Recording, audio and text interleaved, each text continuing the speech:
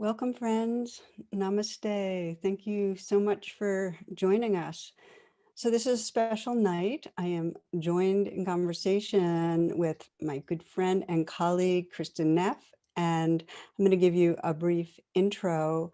But just to say that even before we started recording formally, we just jumped right in, and there's so much exciting stuff to discuss. It's an auspicious time because both of us had our books come out on the 15th, on the same day, real different kinds of books. And so it's just made it extra fun for us. So Kristin is an associate professor at the University of Texas at Austin, and she's pioneered research in self-compassion, like really leading figure in the field. And along with Chris Germer, another friend colleague, she developed training in mindful self-compassion, which I know many of you know and have taken. It's now taught by thousands of teachers around the globe. So Kristen's been this key figure in this generation, bringing self-compassion to the forefront of our collective attention internationally. And she did it first with her wonderful book, Self-Compassion, which I know a lot of you have read. And this current book, it's Fierce Self-Compassion. I've read it. I love it. I recommend it. It cuts new ground. It's really relevant to our society. So welcome, my friend. Welcome, Kristin. Thanks, Tara. And I just have to correct you. So I'm more in the science world, you're more in the Dharma world, but you are a groundbreaker of self-compassion as well. We're in it together. We're holding hands. Really, I love it. So slightly different doors in, but we're both in the same place. So. Yeah, and it works really well to have the science and the research and the meditative approaches all commingling. Yes, So, it does. Yeah. So I guess what I'd like to start with is first to say that this is a different kind of offering for you. I mean, self-compassion is the theme, but it's got a larger vision, and it really exploring the meaning of self-compassion versus a society that's marked by dominance hierarchies, gender, race, class, and you hone in on gender and sexism. And I guess I want to start with what made this compelling? What made it a compelling focus for a book for you? Yeah, so it was so much fun to write because patriarchy is really the backdrop of this book, right? So how does self-compassion play out for women who are socialized in a patriarchy? And I've always been interested in issues of gender equality and power. My dissertation was called Reasoning about Rights and Responsibilities in the Context of Indian Family Life. In other words, in the context of real patriarchy. I've always been interested in this, and I used to do research on it. And then I discovered self-compassion in my Buddhist practice and got, carried away by research on that. And then things have come full circle, which is why it's so meaningful to me. But if you want to know the truth, Tara, the time when I really I knew I needed to write this book was I had my own experience of a Me Too moment, right? Someone that it was a horrible experience, someone that I knew and supported. He was, a friend. Well, I thought he was a friend. Turned out to be like a mini Harvey Weinstein, and he was abusing people who worked for him. It was at an autism center, and it was just horrible. And so unpacking like what happened, how did it happen? And also how do we dismantle it? It was when I started realizing that gender socialization against women being fierce, against them speaking up, against them not wanting to rock the boat, worrying about what are the people going to say about you. And they actually might say someone, it's not just a misplaced fear that people may not like you if you rock the boat. They will not like you, those in power. But our ability to stand up and say, I don't care if you like me. I like myself. I'm going to say the truth. I'm going to speak the truth. I'm going to draw my boundaries. This fierceness, which is part of self-compassion, part of caring for yourself. I call it fierce mama bear self-compassion. That real protective instinct is a key part of self-compassion. And it was actually why I was going through that experience that I thought, I got to write a book about this, partly because self-compassion helped me so much get through it, that I realized that this is something I could right for people or other people who've been socialized as women. And it's not so much actual gender, is how you are socialized. Some people are socialized as cisgender, some people are not. But people who are socialized as women are taught to be tender, but not fierce. People who are socialized as men are taught to be fierce and not tender. That's a problem because we need both. And so the book is really all about how we reclaim our fierce and tender sides and get this healthy balance. So you mentioned Mama Bear, and Yes. you tell a great story that was one of your Mama Bear realization stories, and I just want you to share it with us. Right. I actually tell two mama bear stories. Is it the one at the zoo or the one in Romania? I've got Zoo. a couple mama bears. Right. The one The at the zoo. zoo. Yeah. Yeah. So, well, and this is funny because, I used to always joke that thank goodness I'm a self-compassion teacher, not a mindfulness teacher, because I'm not a person who has tons of equanimity, right? I'm a little reactive by my wiring. And so I was with my son at the zoo, and it was a bird show. And my son's autistic, and he was having a really hard time being quiet. He was being kind of disruptive. He was standing on his chair and said, look, he was really excited. And this woman in front of us, she had her two little girls. She was trying to watch the show. She kept turning around and like trying to shush him, and he just wasn't being shushed.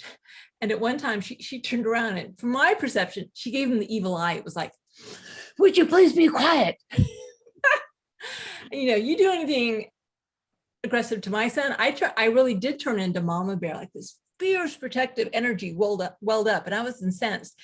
And Rowan said, Mama, who's that? And I said, and I used a word that started with B and wasn't bear. It was not one of my most mindful moments. And yet, at the same time, I had been practicing a lot of mindfulness. So what had happened is after the show ended, she was really, how dare you call me that? And I'm like, how dare you call my son, give my son the evil eye? And like, we were going at it, two moms at a bird show, like losing it at a bird show. But because of my mindfulness practice, I had lost my mindfulness temporarily, but pretty soon I've been doing a lot of noting practice when you note your emotions. And this little note came up, angry. Anyways, oh, wow, I'm really angry. And I actually said out loud, I'm really angry right now. And she's like, yeah, tell me something I don't know. But, I didn't realize it mindfully. I was lost in my anger, but I didn't realize that I was angry. And so when I noted anger, it allowed me to, to de-escalate and leave. But for years, I was taught it as kind of a funny, embarrassing story, but something that my mindfulness came to the rescue, but something I was a little bit, not proud of, right? It was a moment I lost it. But then when I started looking into fierce self-compassion, I thought, wait a second, Kristin, that fierce arising of Mama Bear, yeah, maybe, you shouldn't have called her, you shouldn't have called her the B word, yes, you didn't express it well, but you should get down on your knees and pray to that fierce Mama Bear, because that protective energy that a mother has for their child, and fathers also have for their children, that fierce protective parental energy, that's a beautiful force of nature. That's something we need to, really honor and be thankful for. It's nothing to be ashamed of. Yes, we do have to work to make sure it's not expressed inappropriately. Yes. And yet the bottom line is, this is a good thing. And actually afterward, I ended up hanging a picture of Kali, the goddess Kali, above my meditation cushion. Kali, of course, her, she's a Hindu goddess who cuts off heads, and she's like very, very fierce. But the head she cuts off, metaphorically, the way I understand it, is illusion, right? The illusion of ego. Those are the heads she's cutting off. She cuts away illusion. That fierce sword says, this is not right. This is not okay. But also, the illusion of separateness. And so that's why I started realizing that I think women have access to a fierce energy. I don't know if it's the same as the way men have access or not. In a way, I don't even really, I don't know, I can't say, but I know that women have this ferocious energy inside of them, and it scares them and it scares other people. And society does not allow it to express itself. Society says, well, it's a bad thing, shut that down. And that's really helped to disempower us. That's partly why patriarchy has gained a hold, because women have been socialized not to rock the boat. So that's why I wrote this woman. Well, I'm sorry, why you can edit that out. That's why I wrote this book. because it really, I think it's so important for women to honor and, take pride in their fierceness.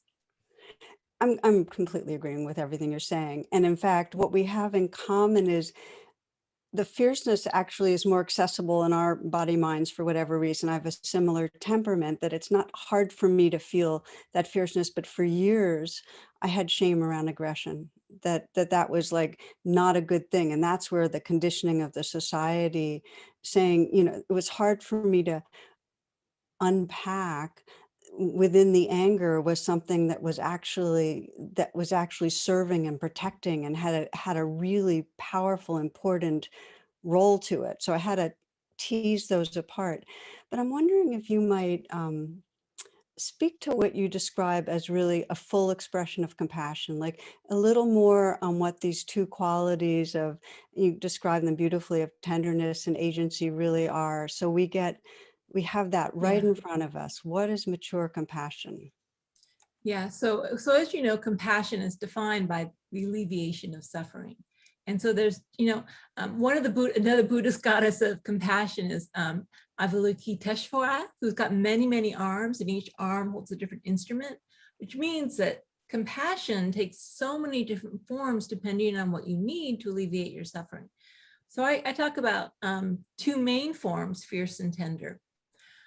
So tender self-compassion is more associated with nurturing and acceptance. It's kind of like radical self-acceptance, radical acceptance that you talk about. It's a warm, loving energy, very, very important for emotional healing.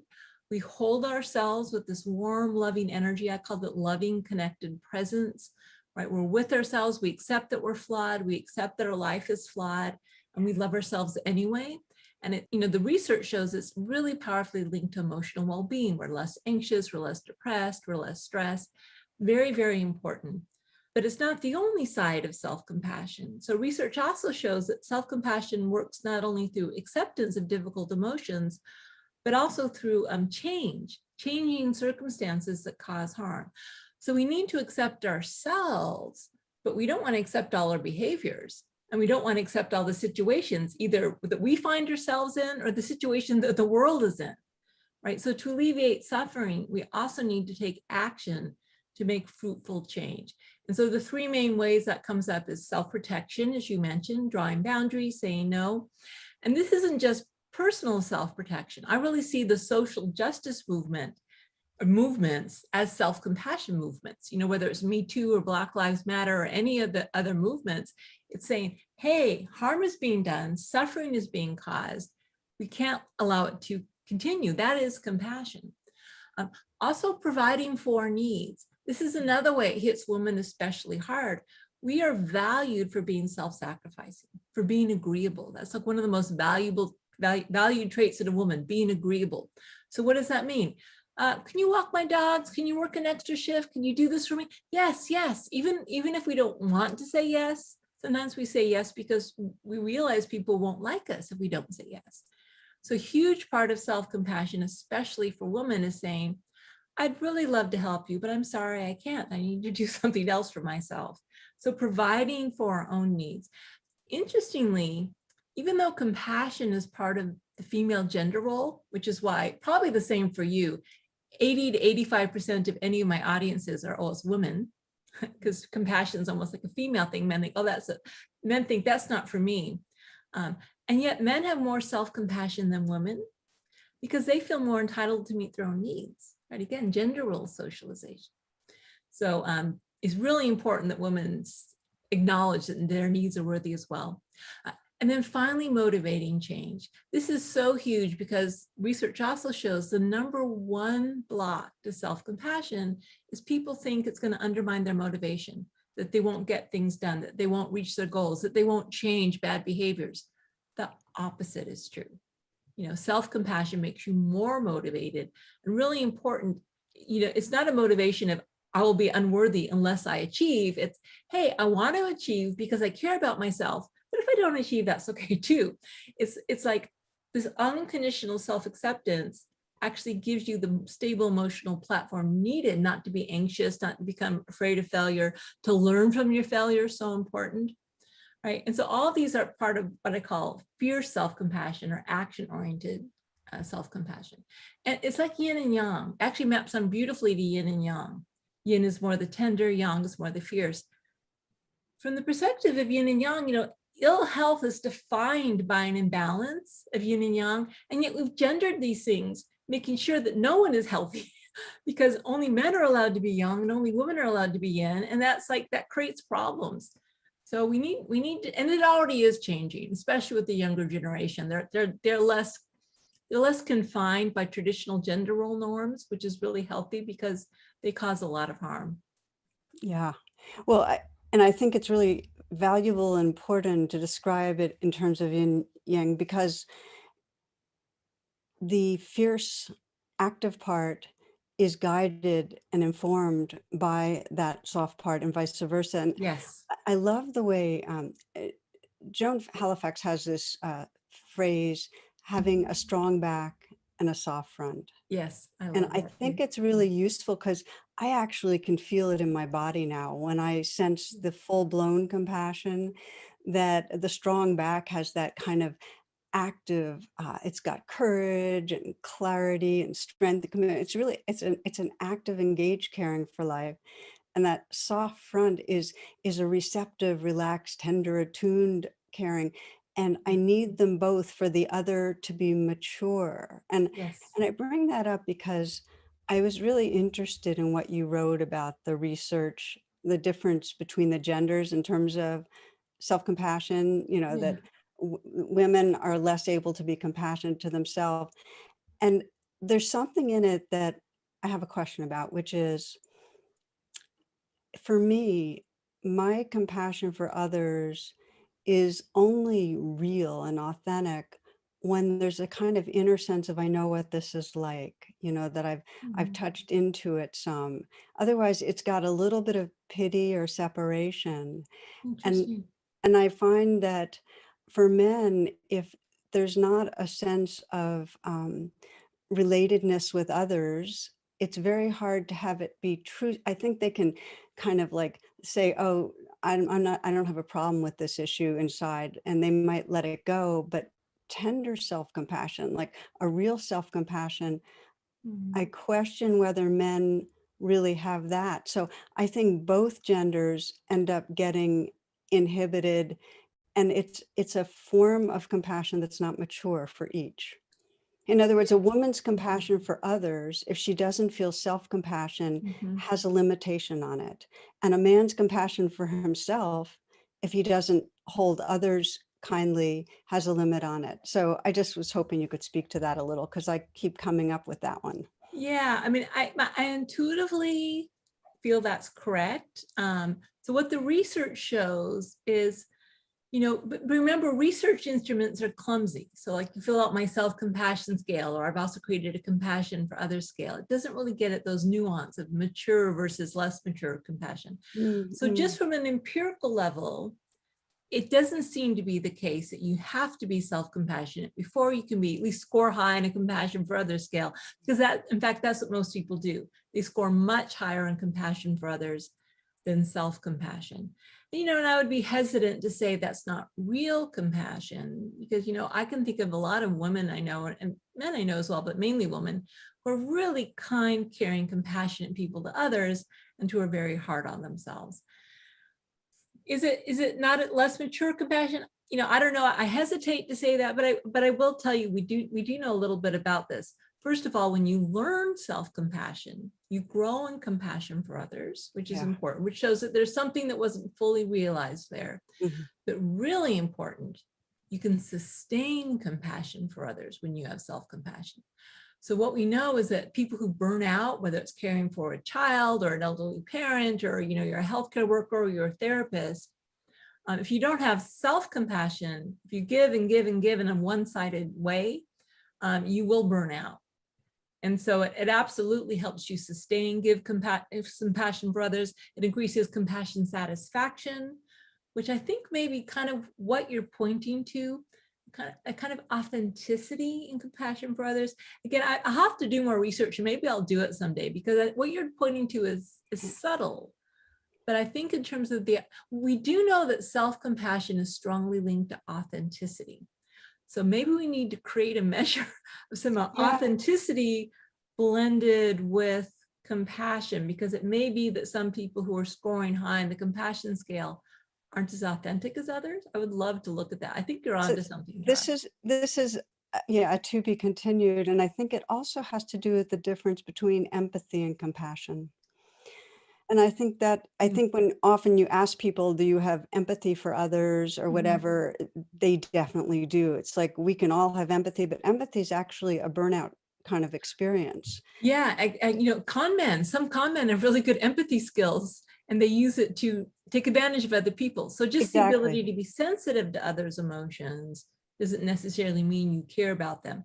And so, as you say, often what happens is you're sensitive to others' emotions, but you aren't self-compassionate for the pain you feel, and you go into personal distress. You either That's right. avoid it or you get burned out, and it actually shuts down your ability to care for some And people. that's why it can't be sustained, because That's unless we right. have affect tolerance, where we Yes. actually can stay with difficult feelings, which Yes. means the pain in us, we're not going to be able to hold a space for others in a compassionate way for any sustained period of time.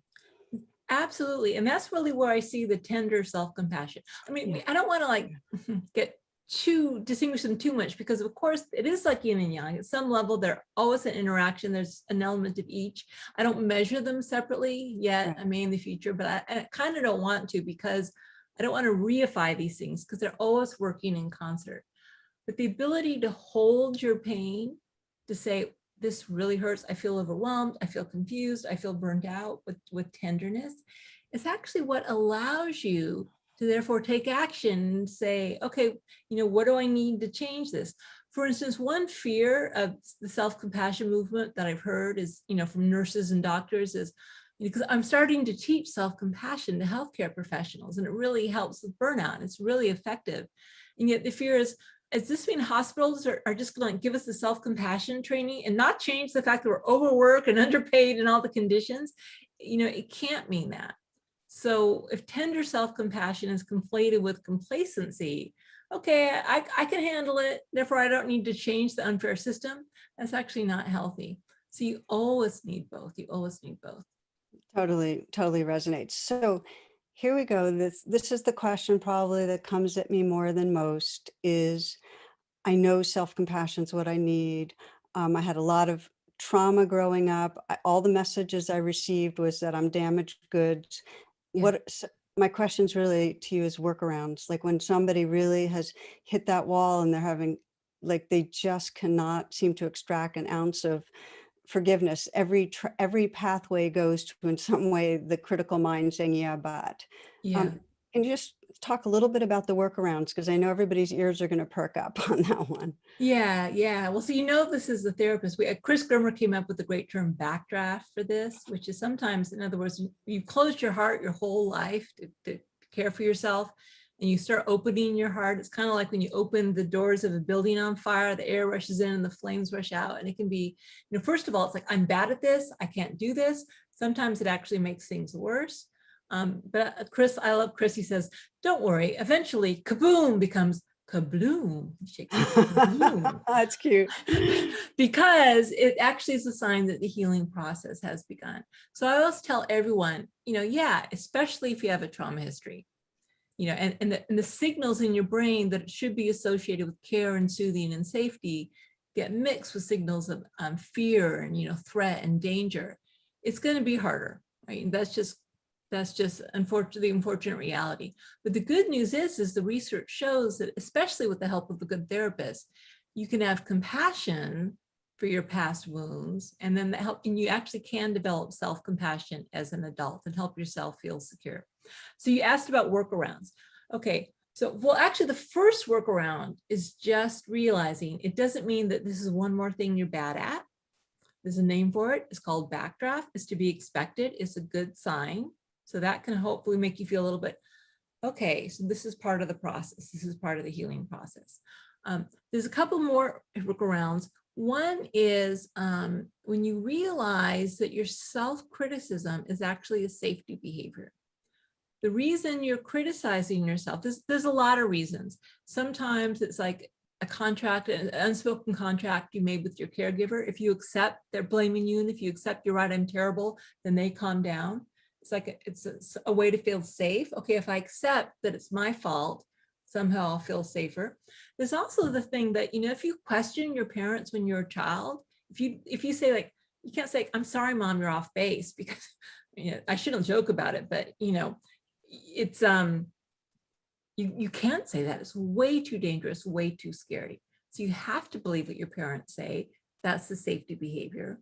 And also there's this belief that somehow if we shame ourselves and we blame ourselves, it'll cause us to change the behaviors that other people don't like.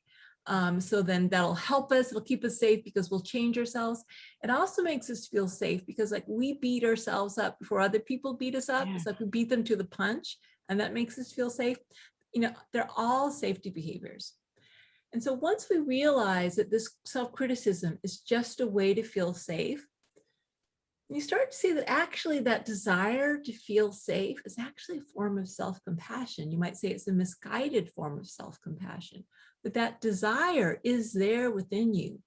There's part of you that wants to be safe, that feels you're worthy of feeling safe, which is why you're bothering to criticize yourself. Right? So in other words, you can have compassion for this pattern of inner criticism. Compassion both ways, both compassion for the inner critic and also compassion just for the pain of it. I mean, it hurts to have backdraft. It hurts to be so self-critical. You know what I mean? Even before you get to the point of, like, self-forgiveness or loving yourself, you just start with the outer edges. Wow, this really hurts. I wish I didn't have this pattern. Yeah, if I find if I just say ouch, Ouch. sometimes, Exactly. Yeah. because just to acknowledge the pain, and also what you're saying is so true about the adaptive intention of the critic. And Yes. many people find just talking to the critic and saying, thank you for trying to protect me. Yes. Thank you, Exactly. thank you for trying to make me better. I get that you're doing that. And there's something really powerful, because then we're in some witnessing place that's no longer as caught by the critic. Yes. Exactly. Oh, And then you've got some space to allow this other voice, which is I really truly believe it's within all of us. Um, it's kind of like this universal compassion itself that we can just tap into, which is this part of us. And, maybe, I don't know, maybe it's part of our consciousness. It also just may be an evolved part of our DNA because we're mammals and we evolved to care. But I think we have this part of ourselves that does care and that is able to care. It's just been covered up and suppressed by all this fear. And then so yes, once you start to yeah, say to the inner critic, okay, thank you for trying to protect me. I really appreciate it. Can we hear, I'm not going to shut you out. I'm going to hear what you're saying. Okay, danger, I'm going to pay attention. But can we have another voice come in? And then that's when the self-compassion can start to flow. It's interesting, though, sometimes we also need to use both fierce and tender self-compassion with our inner critic. So sometimes the tenderness is, I accept you, thank you for trying to keep me safe. But sometimes the more appropriate thing to do is, especially when it's like the internalized voice of someone who really bullied you, is to be fierce. Again, not mean. Fierceness isn't about mean or hate or shame, but it's about drawing a line in the sand. And I'm like, I'm sorry, that's not acceptable. It's kind of weird to talk to yourself that way, but that's not acceptable. It's not okay to speak to speak to me that way. This part of ourselves that's speaking in such harsh language. So sometimes we need to stand up to our own inner critic, and again, it's always both. yeah. That's almost like that phrase, this is real but not true. It's like, okay, you're there, but I'm just not going to believe you. That's And right. it's very powerful just to decide I'm not going to believe that voice. I'm just And I not just going have to. to And say, that's drawing a boundary. yeah. And I just have to say, some people think that, it's my parents, it's always my parents, my early upbringing. There is something physiological about self-criticism because it does tap into the threat defense system, the reptilian brain. So for instance, my son, Rowan, is very self-critical. Now, you can imagine, I've taught him since he was like an infant to be self-compassionate, right? I've tried to give him that message. And he used to say, don't give me that self-compassion stuff, mommy. I don't want to accept the pain. This is so natural. Of course, we don't want to accept the pain, and he's never been criticized in his life. We're because he's autistic, he didn't, first of all, he's really conscientious. We didn't need to be really firm with him, thank goodness, but he's never been criticized or harshly punished or anything. And yet he's afraid. He's like seeing movies. He just from seeing movies and cartoons, he's seeing cartoons of bullies and people being punished. And he projects that when he makes a mistake. And he imagines being criticized, even though he's not being actually criticized. And he criticizes himself as a way to prevent that. And the reason I say that is because it's just, there's something about our biology, our physiology as human beings, that when we get frightened, we go into fight or flight mode. And we fight ourselves, thinking that's going to protect us, or we flee in shame, thinking we're going to be safe from the judgments of others, or we freeze and get stuck, thinking it'll go away. So, we really don't need to beat ourselves up for beating ourselves up, because it just comes from the natural, even biological imperative to be safe. It's true. And as we start to unwind this, it's part of the process to have to go into those raw, very physically felt feelings Yes. of fear and of shame. And what I've noticed a lot, people have some idea that there's this hierarchy that I need to hold myself in self-compassion. I can't be dependent on others' compassion. Right. And part of what, is so clear is that we are social beings. Yes. Our experience of who we are is completely mirrored and taught to us by our caregivers in society. It is. And for me, one of the real powerful and necessary workarounds is that when we can't, we might see the judgment and we've talked to the judgment, but still that knot in our body that says I'm bad. There's a felt sense of badness and it's very core, and we can't talk ourselves out of it. And sometimes what we need, the self-compassion, is really the self-compassion of letting in the care of another, and that is part of the meditation. If I'm really stuck, for me to say, well, Kristin is looking at me in a kind way. She cares about me. She wants to help me, and letting that in, beginning to be reminded of our gold, of our basic goodness, because the care you described is there in all of us, It is. but it gets hijacked by that really raw, horrible feeling of badness. And Yes. sometimes the only way to come back is when another reminds us, like we needed our parents to. It's a kind of spiritual reparenting when I imagine Kristin actually radiating care towards me, and if I let it in, that to me is one of the workarounds that is most necessary, I think, for all of us at certain times. So I just kind of wanted to bring that into the Yeah, conversation. no, I think that's so true. So there are three basic ways to practice self-compassion. There's self to self, right? I'm giving myself compassion. There's imagining what you would say to someone you cared about and just making a U-turn. So like self to Yeah, other is your model, then you turn yeah. it around. And the third way, as you just mentioned, is other to self. But as you said, we have to be able to let it in, because sometimes people are compassionate and we're so full of self-blame, we don't even let it in. So those are three different doorways we can take, and different doorways are going to be open at different moments. And it's an But experiment. it is. More than Yeah. anything, I found that when I'm working with myself and others, I keep trying stuff out. Like, Yeah. it wasn't until a few years ago that I realized, when I imagine my future self, just a more evolved, awake version of me, and I Mhm. imagine how that being, and I'm kind of doing it right this moment, Mhm. would be holding me. There's just a waking. It's like I can let that in because that's me. you Yes. know m- but that's just a trick of the mind, but I think Yeah. tricks of the mind are totally legal. It's like, Well, isn't it all a trick of the mind? You're the it Dharma teacher, is. Tara.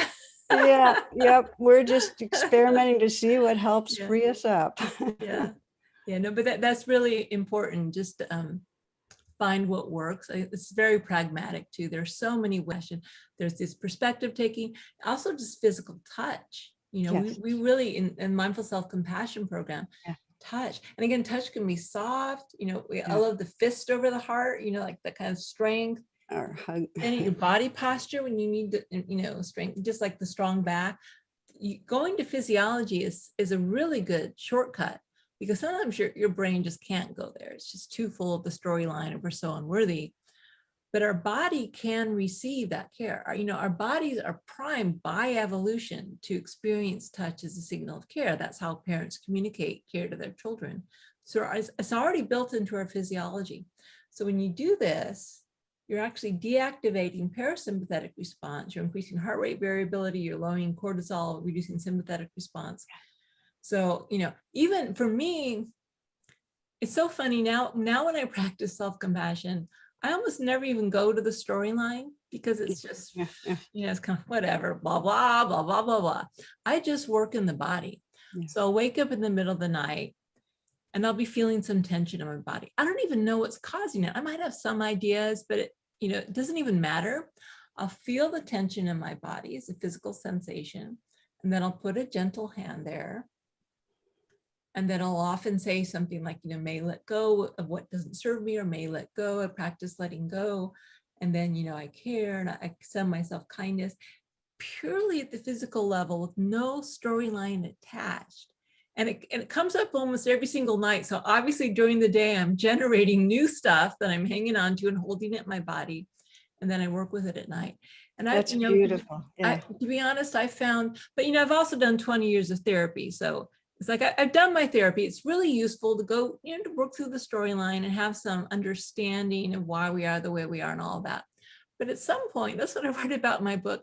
At some point, once we kind of have a good enough ego and a good enough understanding and sense of self, it's almost like you don't even have to work with that anymore. But you still have to, you know, chop wood and carry water, in the sense that you still hold in your body those little self-judgments, those little fears, those little stressors, sometimes big stressors like the pandemic. And so we need to continue the practice of self-care, especially in terms of helping our body release the tension that it stores with And compassion. they say, I mean, the issues are in our tissues. I mean, when Oh, I I haven't heard that one. I love yeah, that. it's great. And you know, when I teach people RAIN, which is just mindfulness and compassion, Yeah. it always has to come into the body. And many Yes. people say, I can't feel my body because the trauma. And then we Yes. just do it gradually. We just, Yes. even just to feel, put the hand on the throat and feel the little bit of tightness, or the hand on the heart. Yes. But for me, it's not until I've actually felt it in my body that there's a shift in identity. And there's a shift from being the, you know, not okay self to more being the space of compassion that's holding it all. And that shift doesn't happen unless there's a somatic element. So I really love what you're describing. Yeah. Yeah. And I hope I'm not seeming too woo-woo here, but I am a scientist. But what I, just in terms of be honest, what I often find, I don't know if this happens for you, is sometimes I'll get this big release and like my body will shudder, or I'll feel like the energy move. So when it releases, I really feel the release. And as a scientist, I can't explain it, but I'd be stupid if I didn't acknowledge it, because something is happening physiologically that I can experience reliably. So I'm a there's a lot we believer, don't understand about how all this is stored in the body. but we know things shift, and we know shifts happen biochemically. They Yes. happen in the mind, the neurons. We know it's on every level, and you Yeah. have a sensitivity to the shift in To the the body. energetic, there's an energetic level, which I'm not sure The we energetic. totally understand through We don't. science yet, but there's Yeah. something's happening. If you do a lot of meditation, you become very sensitive to energy. And it's, Um, yeah, yeah, it's one of the levels that when we yes. know there's a release, it just filters into everything. It So, does. And but compassion, as you say, the mindfulness of compassion, and of course, mindfulness is part of compassion. You can't, from my point of view, you can't have compassion without mindfulness. They're just absolutely integral to each other. If that's not there, just like cold awareness won't do it. It has to be warm, loving awareness in order to have that shift happen. that's true. Yeah, that totally get it. Okay, so I'd like to come back to the particulars for women. And one of the things I've been wanting to bounce with you, when there's sexual trauma, and this goes for racial trauma too, Yeah. how to relate to the perpetrator. It's so natural to feel that anger and hatred, and we know that it can get locked in. And we also know it's intelligent and that we need to, sense the fierceness and the healing part. So you speak a little bit about how you guide people in bringing out what's fierce and compassionate, and also working with that stickiness where we get caught in the stories of bad other. Yeah, I can talk about it. I can't say I've totally perfected it. So the story I told you about this man who was really a sex predator, and a young woman I knew he abused. It was horrible. It was like a malignant narcissist, and there's a lot more of them out there than I realized. It wasn't until I started talking to other women about their stories that almost everyone has a story of one of these people in their life. A narcissistic, manipulative, lying, abusing, narcissist.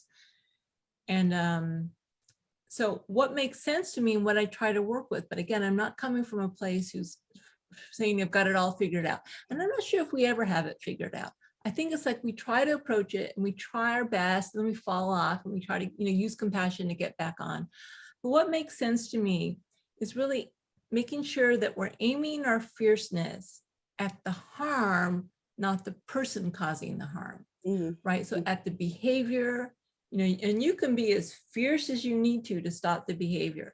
And that might even mean doing things like going to the authorities, speaking up. So in the situation with me, I did speak up because I needed the harm to continue. And this man did not, thought that I was abusing him and all this stuff and really blame me for it, but the harm would have continued. So asking yourself that question, what causes harm? So now when you hate, and if it's malicious and you focus on the person, then you're actually causing harm and you're undermining compassion. But if you focus on the harm itself, preventing the behaviors causing the harm, then you're in the service of compassion. So for me, that's really the dividing line. Is harm being caused, or is harm being prevented? And it's a fuzzy line, and it's not clear, and I got it wrong sometimes, and then you give yourself compassion for getting it wrong, and it's not like you get to this state of balance and you live there forever. It really is this process. But I find that really helps as the dividing line. That a person, he didn't choose his genes, he didn't choose his upbringing, he didn't choose whatever causes and conditions led to him becoming this person. And I also know he has a lot of self-hate because of it. Right? I don't know. I assume he does, actually. Maybe he doesn't. I'm assuming. But no, he may have a lot of self-hate because of it. But nonetheless, he didn't choose the causes and conditions that led him to be who he was. So there's no need to hate him or to vilify him. So a lot of anger is there, but the more I can aim it at, okay, this has to be to make sure that the harm doesn't continue, that no more women are abused. I felt good about that. When it started getting into and there were times, and I admit that I was doing this, when I was perseverating on it and really feeling this hatred, then when I could remember, well, first of all, I wasn't interacting with him, so it wasn't harming him, it was harming me. Yeah, So, yeah. really trying to give myself a lot of compassion for all the anger I had, to really try to channel it to do good. That seemed to help. But it's sticky. I end the book with this chapter about the compassionate mess, which I love that metaphor. Actually, Rob Nairn was the first one. I heard that from. The goal of practice is to be a compassionate mess, because it is messy, and we try our best, but we will get it wrong. So I also have a whole chapter on anger. We try to have the anger be constructive. What makes it constructive? It's not personal. It's not full of ego. It's not aimed at a person. It doesn't cause harm. It helps. It focuses us. It helps us to be brave. But we're going to get it wrong. So kind of expect to get it wrong. And then when you get it wrong, have compassion for yourself for getting it wrong, and then just try again. You just keep on picking yourself up. You keep on trying. And as long as the messy process is held with compassion, you can keep going, and hopefully you won't get stuck in that rigid place of And hatred or I love that in your book. I mean, that's why I asked this question, Kristen, because it's not one predator. It's the predatory nature of males in this society. And there's so many women who just hate or are angry at men yes, because it's not the particular person, but then the energy does get fixated on that person. So if it we can does. get It to the does. harm and not the person, and I know the more it's been a direct violation, the harder it is to do It that. is. And it becomes really important to keep doing that inner work of, okay, to feel the anger, feel the hatred, give Yes. it total permission. Doesn't Yes. mean you stay in the stories, but give it total permission. Right. And I know for myself where it comes for me is often in different areas like white supremacy. And Yeah. it's not a person, it is a fear and an aggression in the whole society, Yeah. but I end up targeting it. And then I have Mhm. to unpack it that way. I have to say, okay, there's anger. And then since under the anger, there's fear. And under the fear, there's grief about the harm. And Yes. underneath that, it's that I care. And if I can get to there's something I care about, I'm angry because I care, That's right. then there's an intelligence that helps to aim it and act in a way that's going to be more constructive. But I can't bypass that inner process. No, yeah, absolutely. And also, I think forgiveness. I mean, forgiveness is a late stage process. I think some people they Yes. use forgiveness as a way to avoid their difficult feelings. You know, Yeah. either what self-forgiveness, maybe they don't want to feel the shame, so they, oh, I just forgive myself, or other people they don't want to Yeah. feel those difficult feelings, so I just forgive you. Forgiveness as spiritual bypass doesn't work, you know. That's And right. sometimes, you know, it's like forgiveness may never come, or hopefully it comes, but it takes its own time, and we can't get there until we fully felt all the feelings of rage and pain and hurt. um, but this is where the fierce self-compassion also comes in, is the commitment to prevent harm. Yeah. That kind of, again, that strong back. So, you know, when I've done things I'm ashamed of, absolutely. I'm not going to tell them here, but if you read my book, you'll see I've done things I'm ashamed of. I've done things that And I I regret. love the way I love your willingness to speak because it Well, actually helps. yeah, I don't want to come off as like this self-compassion guru who has it all together. I've done some really, you know, things I really regret. Um, but I've used them to harness a real commitment not to repeat them, if at all possible, you know. And that's the fierce self-compassion. First of all, to commit when you've done something, to commit as much as possible not to do it again. Um, and then for other people, really, if you're going to forgive someone, make sure you absolutely to commit to not letting them harm you again. You know, have your radar up, you know. So I have to say, I've had so many terrible bad experience with men. I'm just going to say it. I haven't, unfortunately, I'm single right now, and it, you know, may change, but right now it just hasn't worked out so well. My BS meter, my red flags, they're so sensitive, you know. So I'm like committed. I'm open to relationship. It'd be great if one comes, but I'm not going to put up with any BS. I'm not going to deal with any narcissism or any my, you know, if I even see the hint of it, even a pink flag or a tiny bit of red in there, like, I'm sorry, I'm not interested, you know. And that's because of my commitment to protect myself.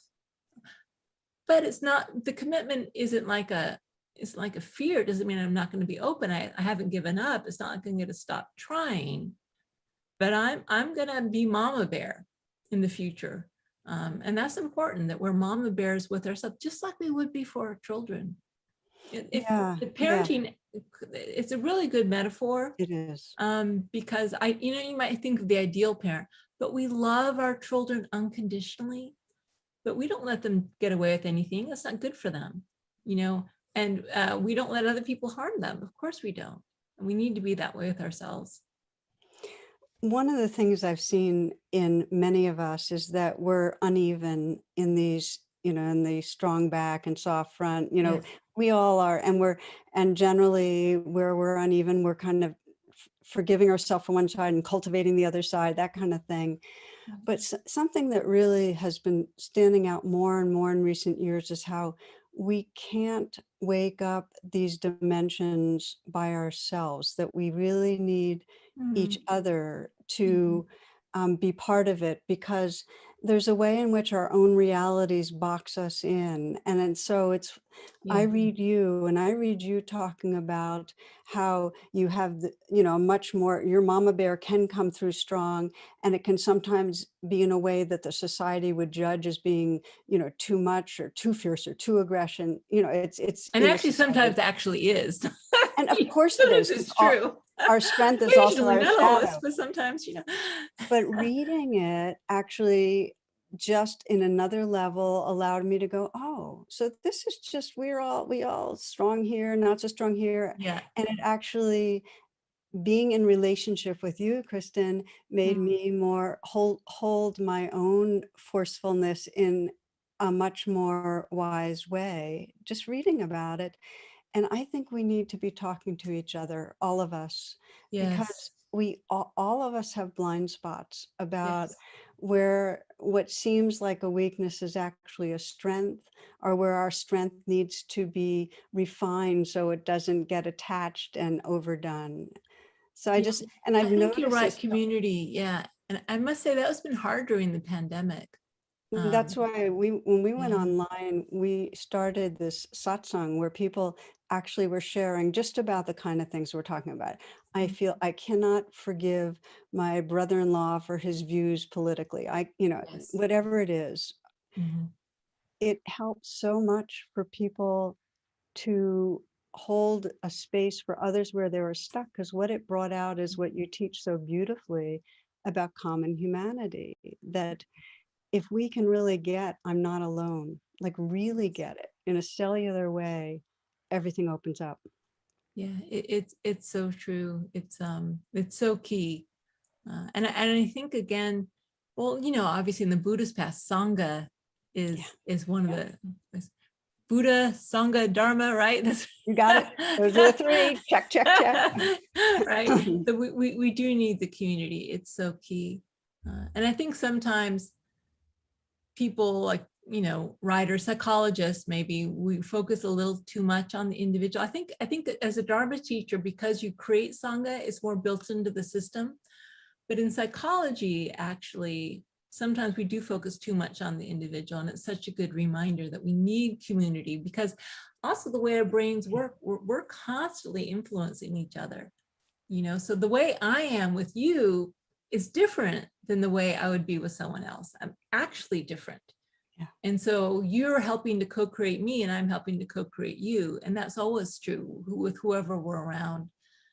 So it's a really good Well, I've reminder. just seen so many people try to say to themselves, others feel this too, but it's not until they're with the others who Yes. are actually in the grip of feeling it Yeah. that their body registers That's that they're not alone. it's a very good point. It's a very Yeah. good point. Yeah. Yeah. Physically.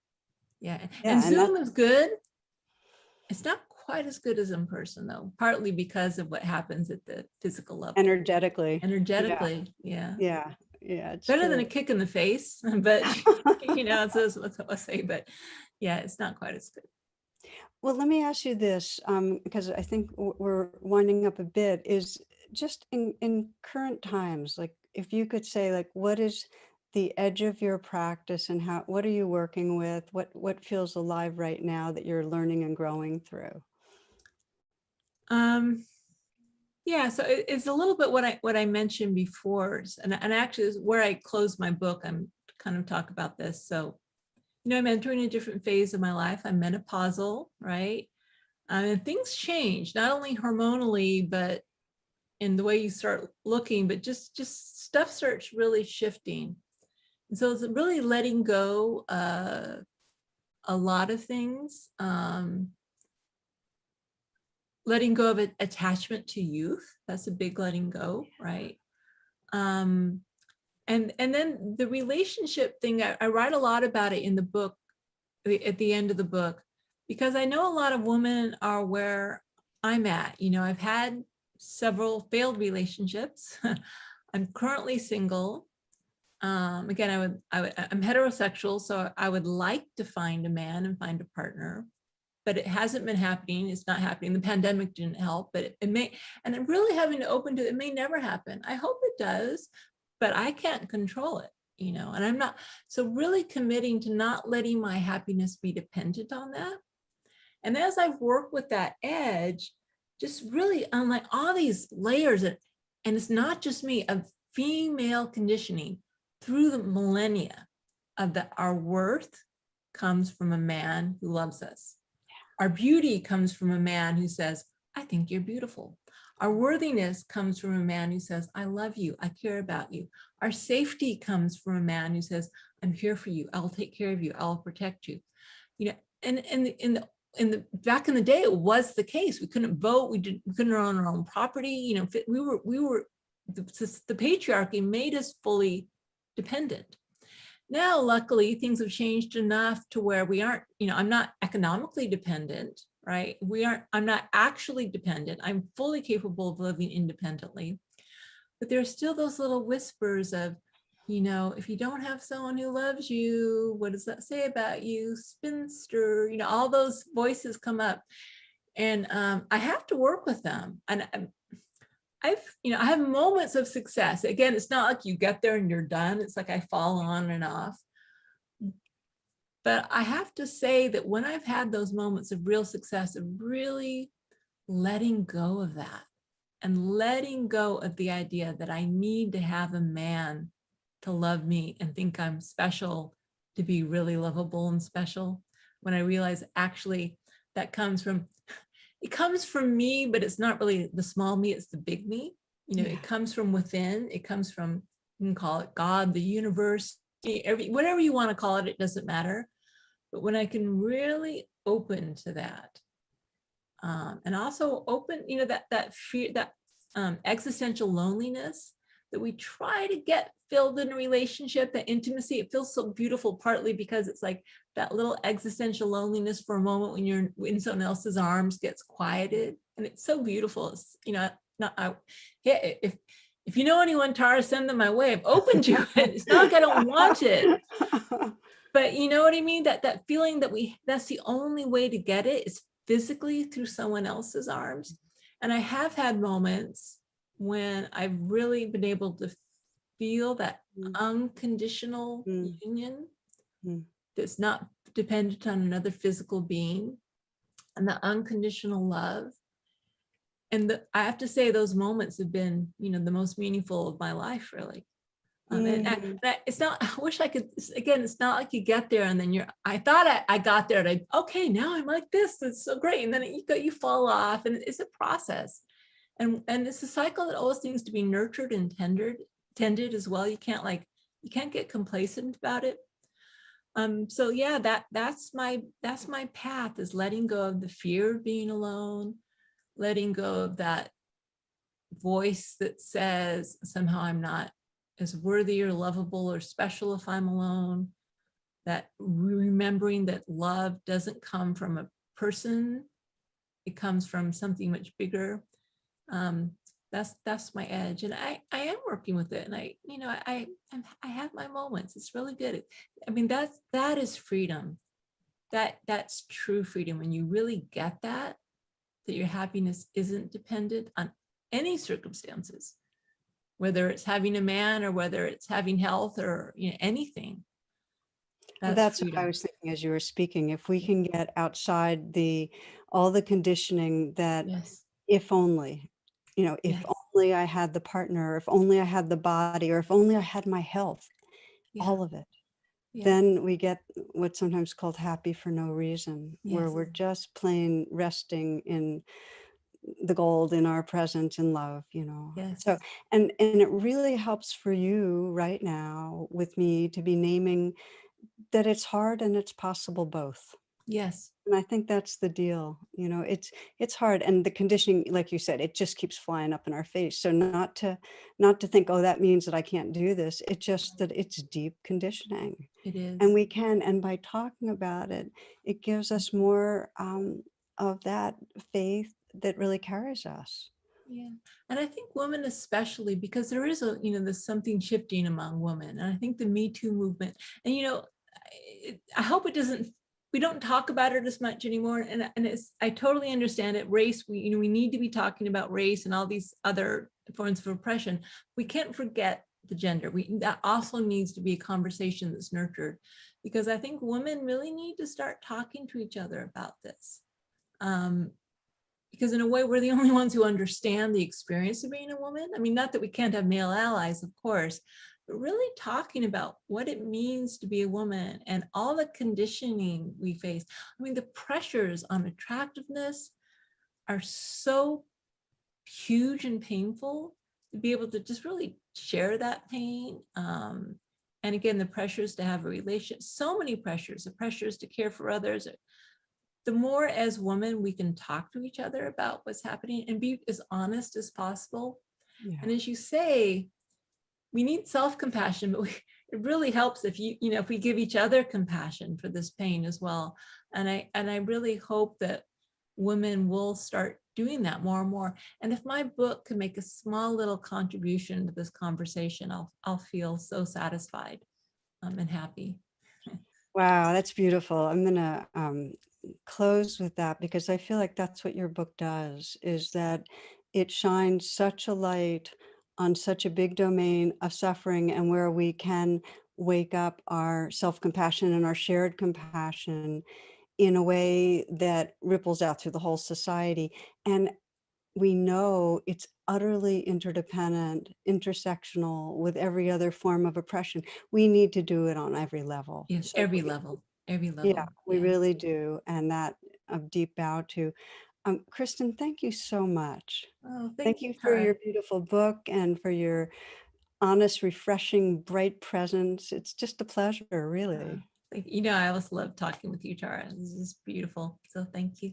Yeah. You bring out the best in me.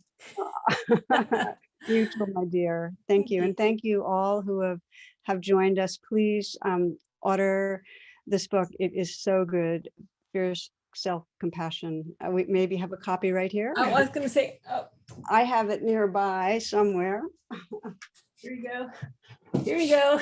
There we go. Oh, it's beautiful. It's really, I love the colors. Okay. Many blessings. Thank you. Bye.